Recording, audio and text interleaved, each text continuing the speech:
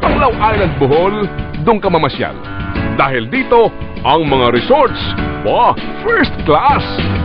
At sa permit, wala raw sumusuway. May sisi lahat yun. Mayor, talaga lang ha? Ano itong nabalitaan namin tungkol sa Panglao Island Nature Resort and Spa? 5-star ang accommodations at facilities nito, pero bagsak naman daw sa ratings dahil umano sa perwisyong dulot sa mga residente doon.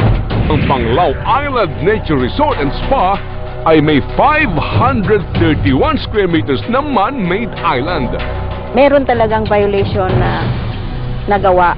Walang establishment na dapat ilalagay sa tabing dagat kung hindi sila susunod doon sa tinatawag natin na salvage zone. Bakit sumulpot yon, Mayor? Kasi nag-apply sila noon ng for sure list. Hindi natin nabigyan dahil may mga ordinansa tayo na bawal ang mga for sure list doon sa mga karagatan natin. Walang for sure list, bakit hanggang ngayon nakatayo pa rin ito? Mahirap namang i-demolish natin yung nandoon na. Kasi unang-una yung priority namin is not to grant any permits such kind of project. Yung muna. Umaksyon po naman ang EMB Region 7 sa pagtatayo ng man-made island ng PINR.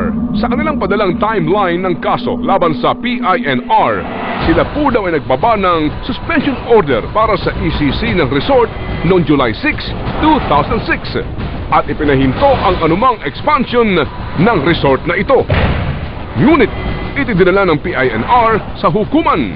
Ayon sa liham ng PINR sa pylon ngayon, bagamat nasuspend pansamantala ang kanilang ECC noong panahon ni DENR Secretary Angelo Reyes, nabigyan naman daw sila ng TRO laban sa DENR upang hindi mapatupad ang order nito.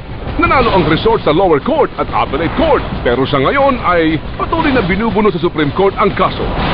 At dahil nililitis pa ang kaso, tumanggi munang magbigay ng pahayag ang resort tungkol sa ilang pang-issue ng kaso. Hindi rin nagbigay ng panig ang mga opisyalis ng EMB Region 7 para hindi umano pangunahan ng hukuman na siyang dumidinig ngayon sa kaso. Sinisiguro naman ni Tourism Secretary Ramon Jimenez na tutugunan nila ang mga isyong kinasasangkutan ng Crown Jewels of Philippine Tourism. Kaninong kasalanan? Kasalanan na natin lahat. Hindi posible magkaroon ng turismo na hindi mamuhunan ng lupa, ng mga bahagi ng kanyang kalikasan. Ang importante dyan ay sustainable ba? Maitutuloy mo ba? Ubus na ba ang problema? Ay hindi po. Marami po tayong aayusin. Kailangan pa bang magpabalik-balik kami sa Boracay para lamang kumilos ang gobyerno laban sa mga pasaway na mga resorts? At sa Puerto Galera naman, alam niyong napaka-importante sa inyong isla ang sewerage treatment plant. Kailan ito matatapos? Ano pang hinihintay ito? Maglutangan ng mga poops na naman sa dagat? At sa lahat po ng mga pasaway na mga resort owners sa buong Pilipinas. Hindi ba diyan kayo kumikita? Diyan kayo yumayaman, bakit ninyo sinasalaula? Tandaan po ninyo na may hangganan ang likas na yaman na ipinagkakaloob sa atin, ipinahihiram sa atin ng inang kalikasan. At yan pong isyong ating